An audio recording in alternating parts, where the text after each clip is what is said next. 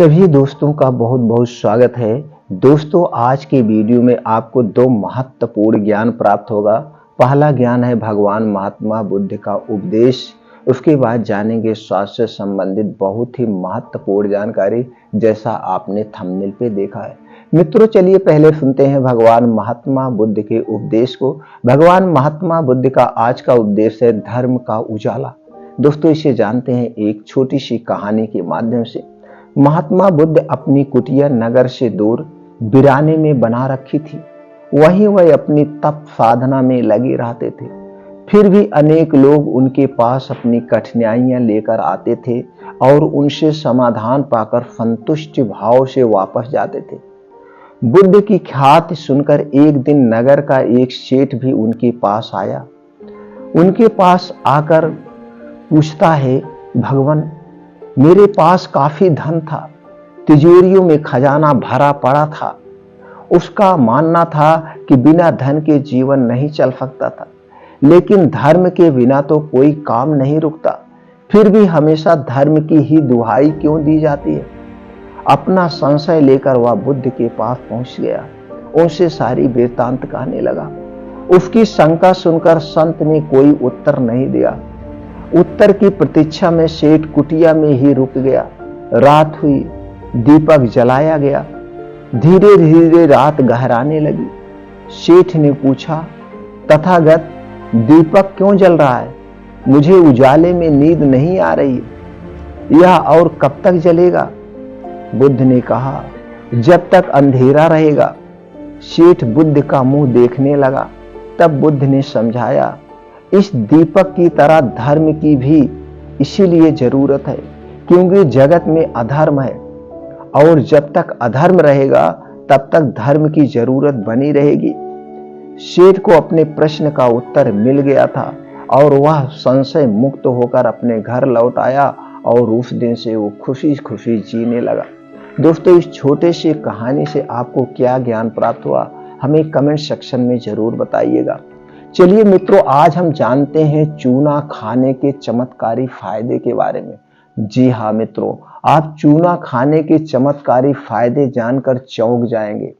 ऐसी सैकड़ों बीमारियां हैं जिन्हें चूना खत्म कर सकता है। इसके साथ साथ एक जो चूना है दोस्तों, ज्यादा नहीं, 1 ग्राम चूना अगर आप ले रहे हैं तो दोस्तों ऐसी बहुत सी खतरनाक बीमारियां हैं जिनसे आपकी शरीर की सुरक्षा करेगा।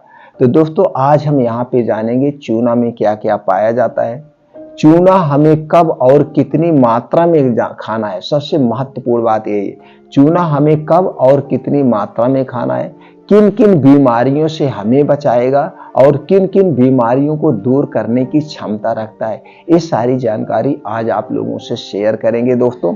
तो चलिए दोस्तों, पहले जानते हैं हम चूना में पाए जाने वाले तत्व के बारे में, फिर जानेंगे फायदा और लास्ट में जानेंगे हमें कब और कितनी मात्रा में खाना है, और ये भी जानेंगे चूना किसे नहीं खाना चाहिए। सारी जानकारी जानेंगे। तो दोस्तों, चूना में जो पाया जाता है सबसे ज्यादा कैल्शियम और vitamin D. Calcium, vitamin D, vitamin C, vitamin B2, phosphorus, vitamin, antioxidant जैसे छोटे मोटे और प्रोटीन से विटामिन पाए जाते हैं। अब अगर हम इसके फायदे की बात करें दोस्तों, कमर दर्द, जोड़ों के दर्द, गठिया, बाई, बतास, साठिया को जड़ से खत्म करने की क्षमता रखता है। शरीर में कैल्शियम कमी को पूरा करता है। प्रेगनेंसी में अमृत के समान है। एनीमिया को दूर करने में सहायक है। शरीर की रोग प्रतिरोधक क्षमता बढ़ाता है। हड्डियों व मांसपेशियों को मजबूत बनाता है। दांतों की बीमारी को दूर करने में सहायक है। टूटी हुई हड्डी को जोड़ने में सहायक है। याददाश्त बढ़ाने में सहायक है। बालों को टूटने व पकने से बचाता है। बालों को काला व घना बनाता है। नपुंसकता को दूर करने में सहायक है। लिकोरिया रोग को दूर करने में सहायक है। कैंसर रोग से बचाने में सहायक है। संक्रमण रोग से बचाता है। दमा, अस्थमा से बचाता है। जोड़ों में कटकट की आवाज को दूर करने में सहायक है। चेहरे पर चमक बनाए रखता है। बुढ़ापा आने के लक्षण से बचाता है। गर्भावस्था में पल रहे बच्चे के दिमाग को तेज करके स्वस्थ रखने में महत्वपूर्ण योगदान है। प्रजनन क्षमता बढ़ाता है। हृदय को स्वस्थ रखता है। पाचन तंत्र को मजबूत बनाता है। बच्चों की लंबाई बढ़ाने में सहायक है, पीलिया रोग से बचाता है, फोड़ा फुंसी होने से बचाता है, मासिक धर्म की समस्या से राहत दिलाता है, स्त्रियों में कई टाइप के पाए जाने वाले कैंसर से भी सुरक्षा करता है। स्त्रियों के लिए अमृत के समान है यह चूना। दोस्तों आप लोगों ने समझ गए चूना किससे कैसे फायदा करता है। दोस्तों चूना सब लोग खाते हैं, आप देखते होंगे अक्सर लोग चूना पान में खाते हैं। पान में जो चूना खाते हैं वो फायदा है, लेकिन पान के साथ और जो तंबाकू कत्था खाते हैं वो स्वास्थ्य के लिए हानिकारक है। जितने लोग पान खाते हैं चूना वाला, कत्था नहीं खाते, कुछ लोग चूना वाला सिर्फ पान खाते हैं, दोस्तों उन्हें कभी भी पैरालाइसिस की शिकायत नहीं होती, कभी भी उनके जोड़ों में दर्द नहीं होता, गठिया बाई बताश की शिकायत नहीं होती है। चूना दोस्तों जैसे प्रेगनेंसी की जब शुरुआत हो जाए, शुरुआत के 3 महीने के बाद से अगर हम चूना 3 महीने तक लगातार खा रहे हैं कोई भी स्त्री, तो दोस्तों उसके पेट में जो गर्भ में बच्चा पल रहा है वो बच्चा दिमाग का बहुत तेज होगा, उस शरीर का स्वस्थ और हष्ट पुष्ट होगा। ऐसा आयुर्वेद में इसका वर्णन किया गया है। चूना यानी कि कैंसर जो शरीर में बहुत टाइप की गांठ टाइप की कैंसर टाइप में होते हैं उन्हें होने से रोकता है। चूना अगर हम डेली ले रहे हैं तो हमारे शरीर में कभी भी कैल्शियम की कमी ही नहीं होगी, कैल्शियम की कमी नहीं होगी, और दोस्तों हमारे शरीर का ग्रोथ बढ़ता जाएगा। दोस्तों हमारे शरीर में जब चूने की कमी हो जाती है, चूने की कमी, तो हमारे शरीर का ग्रोथ रुक जाता है, आप अक्सर देखते हैं। तो चूना हमें शरीर के ग्रोथ को बढ़ाता है। किसी बच्चे की लंबाई नहीं बढ़ रही तो फिर दोस्तों चूने के साथ किसमें देना है, चूना खिलाना चाहिए। चूना कैसे खाना, चलिए अब हम जान लेते हैं इसे किन किन रूप में हम प्रयोग कर सकते हैं, कैसे प्रयोग कर सकते हैं। दोस्तों जिसको पथरी की शिकायत है, पहली बात ये जान लीजिए किसे नहीं खाना है। जिसको पथरी की शिकायत है या कभी पथरी उसको हुआ है उसे चूना नहीं खाना चाहिए, कभी भी उसे चूना नहीं खाना चाहिए, क्योंकि ये पथरी को बढ़ाता है, इसलिए उसे कैल्शियम नहीं लेना चाहिए, और चूना कैल्शियम का प्रमुख स्रोत है। अब किसको खाना है, सबको बाकी खा सकते हैं, बस पथरी वाले पेशेंट नहीं खा सकते। चूना किन किन चीजों में खाया जाता है और कितने मात्रा में लेना है। चूना दोस्तों हमें 1 ग्राम रोज लेना है।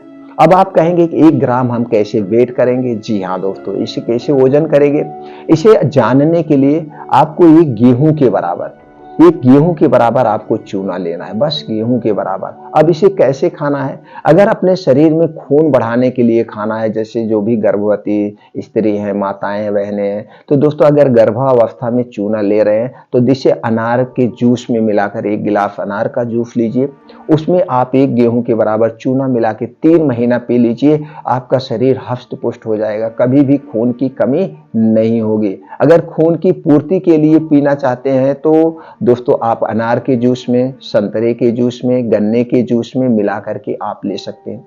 वैसे तो चूना आप पानी में घोर के भी पी सकते हैं, चूना आप अपने दाल में डाल के खा सकते हैं, सब्जी में डाल के खा सकते हैं, कैसे भी खा सकते हैं, लेकिन आपको खून बढ़ाना है, कैल्शियम की पूर्ति करना है, किसी भी तरीके से आपको एनीमिया हो गया तो इसके लिए आप जूस लीजिए, चाहे अनार, संतरा, गन्ने का किसी भी जूस में। आप लगातार कितना दिन तक लेना है दोस्तों, लगातार 3 महीने तक लेना है। 3 महीने तक लगातार लीजिए, फिर आप बंद कर दीजिए 1-1.5 महीना, फिर आप 3 महीना लीजिए, फिर 1-1.5-2 महीना बंद कीजिए, फिर ऐसे स्टेप बाय स्टेप लीजिए, लगातार आपको परमानेंटली नहीं लेना है। तो दोस्तों इस तरह से आप चूने का प्रयोग करके आप अपने शरीर को हष्ट और पुष्ट बना सकते हैं। दोस्तों आपको कभी भी कैल्शियम एक्स्ट्रा लेने की जरूरत नहीं पड़ेगी। और दोस्तों जिसको गठिया बाई बताश है, अगर आपको गठिया बाई बताश है तो आपको लेना है 100 ग्राम दही। 100 ग्राम दही में 1 गेहूं के बराबर चूना डाल के आप इसे रोज दोपहर में 1 बार खाइए। बस इसे खाने में एक सावधानी है, चूना दही जब भी खाइएगा या जूस खाइएगा, कुछ भी किसी के भी साथ आप ले रहे हैं, चाहे जूस के साथ, चाहे खाने के साथ, चाहे जैसे, बस इतना ध्यान देना इसे खाने के 1 घंटे पहले और खाने के 2 घंटे बाद तक कुछ भी खाना पीना नहीं। अगर आपको गठिया बाई बताश, कमर का दर्द, जोड़ों का दर्द है, कोई भी शरीर में दर्द है, तो इसके लिए आप दोस्तों 100 ग्राम दही लीजिए, उसमें गेहूं के बराबर चूना मिला करके रोज दोपहर में 1 बार खाइए।